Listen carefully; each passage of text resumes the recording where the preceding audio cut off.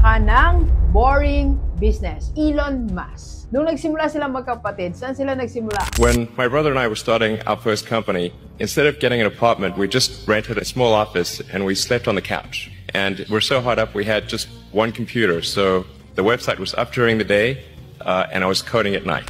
Doon lang sila maghapon, doon na rin sila tutulog, sa YMCA nga doon sila naliligo. Di ba boring? Pero pinagtiisan nila. And look at Elon Musk now. Kung gusto mo talagang yumaman, long-term business, pang matagalan, boring business ang simulan natin.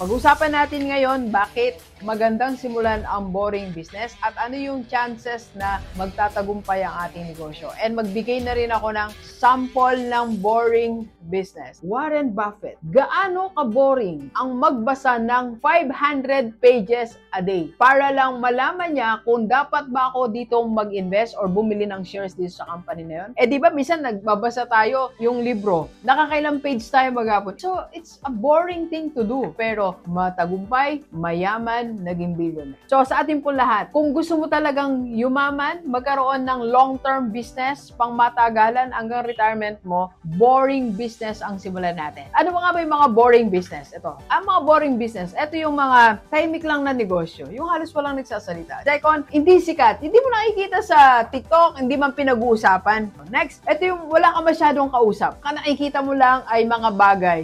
And same lang din ang routine mo everyday. Pare-pareho lang ginagawa mo everyday. Di ba boring yan? So, tingnan natin ha. Unang-una, junk shop. Di ba boring yun? Nag-start po ako ng junk shop. Boring talaga. Pagtingin mo, kanan. Puro bote. Pagtingin mo kaliwa, papel. At hindi lang mga basura nakikita mo. Ito yung mga medyo malagkit. Ito yung hindi masyadong maganda yung amoy. Kaya nga po ako nagka-allergy. One of the reasons bakit ni-stop ko na. Nagka-kati-kati po yung katawan ko because of the dumi. Dumi na nasasagap natin. And yung mga kausap mo, wala kang kausap kundi yung assistant na isa. At maghapon, 3 lang hinihintay mo. Actually, nung kami may junk shop, isa lang hinihintay ko makausap, si Manong. Si Manong, siya po yung nag-miikot na nakabike. So, it's a boring thing to do. Pero, tingnan natin ang junk shop. Alam niyo, may kakilala ako na isang tumulong sa amin ng malaking junk shop dito sa Bataan. Nakapagpaaral na ng anak. Doktor na po ang anak niya. Meron silang bahay. So, maraming nagtagumpay sa junk shop. Boring, pero buhay na buhay hanggang ngayon. Next, motor shop and welding shop. Ito yung mga nagpapa-repair ng mga nasira sasakyan, nagpapa-vulcanize, nagpapaayos ng gulong. Di ba boring? Ang nakikita mo lang mga wasak na sasakyan.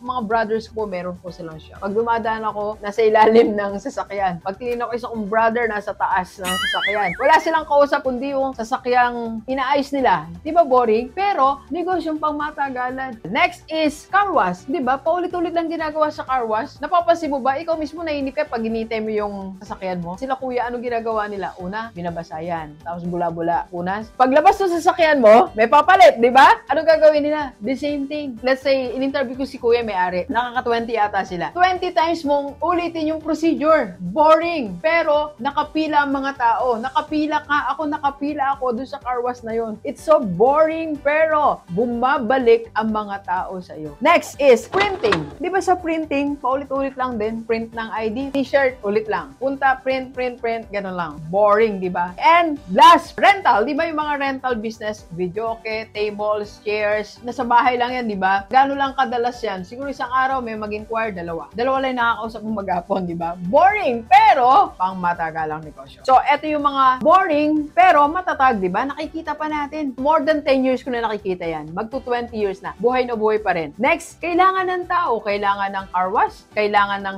mag-dispose ng mga basura. Kailangan magbenta. Kailangan ng printing. Kailangan yung mga boring. And low competition. Ito yung pinakamaganda. Mababa ang competition. Ilan lang ang junk shop sa isang barangay. Minsan wala pa. Minsan isa lang. Pero subukan mo mag-start ng hindi boring business. Kabi-kabila. Dito, dito, dito, dito. Pare-pareho. Di ba ang taas ng competition? Next is easy to set up. May pwesto ka. Yan ang mga machine. Nandyan na yan. Yan na yan. Kung gusto mo lang, mag-upgrade ka lang. And mataas ang success rate kasi nga kailangan ng tao. So, Gilivers, boring business. Umiba ka ng landas. Baka this time magtagumpay na tayo. Let's go, let's go. Kape po tayo. Kape po.